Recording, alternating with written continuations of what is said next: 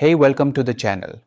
Here in the video, we will share the details for the Wii U Error Code 165-8426.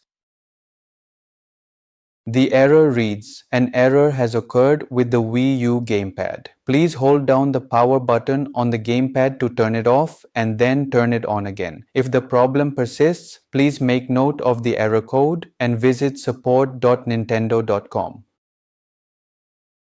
Before we proceed, I want to let you know that this is my AI avatar and some of the visuals in the video are also generated using AI. However, all the information shared has been manually researched by me.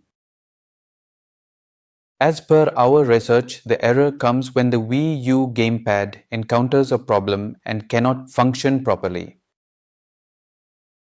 According to our research, this error may happen if the gamepad is unsynced or if the console needs to be power cycled. To deal with the error, the first thing we suggest is to power cycle your Wii U.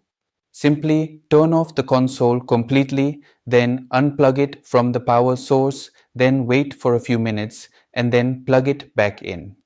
After restarting, check if the error still comes. If the error persists, then check if your gamepad is properly synced with the console. If it is unsynced, resync the gamepad to the Wii U and then test again.